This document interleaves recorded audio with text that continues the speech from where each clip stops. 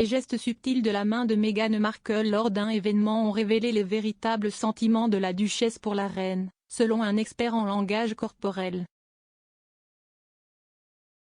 Le prince Harry, 37 ans, et Meghan Markle, 40 ans, se sont retirés de leurs fonctions royales en 2020 et ont déménagé aux États-Unis pour poursuivre une vie financièrement indépendante loin du cabinet.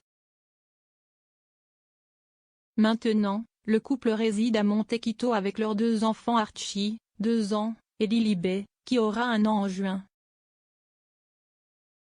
Au moment d'annoncer leur intention de se retirer, la reine a publié une déclaration reconnaissant leur départ du cabinet.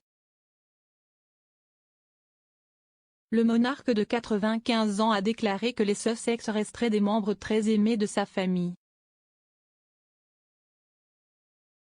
Elle a remercié le couple pour leur travail dévoué et leur a souhaité une nouvelle vie heureuse et paisible. Sa Majesté a également exprimé de manière touchante à quel point elle était fière de Meghan, qui était si rapidement devenue un membre de la famille.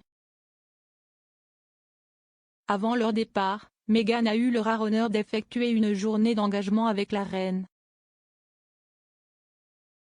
En juin 2018, le couple s'est rendu à Chester ensemble et a fait un certain nombre de visites et d'apparitions, notamment en assistant à un déjeuner à l'hôtel de ville de Chester.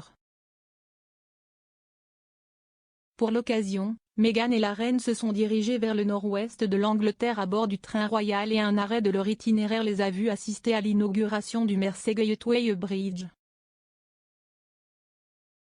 Les photographies de la journée montrent les femmes de bonne humeur alors qu'elles riaient et sourient ensemble. C'était la première fois que la duchesse assistait à un événement avec la reine sans son mari Harry. La reine portait une tenue verte vibrante avec un chapeau assorti, tandis que Meghan portait une robe crème et une pochette noire.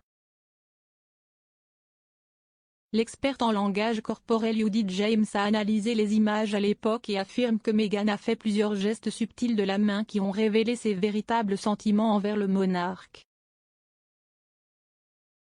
Elle affirme que parfois, Meghan semblait plutôt nerveuse, comme en témoigne un auto-touché auto-réconfortant.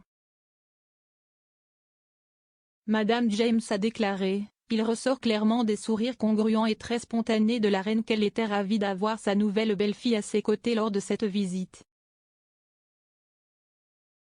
Meghan a semblé plutôt nerveuse au début, sortant timidement du train et utilisant une gesticulation plus hésitante que d'habitude.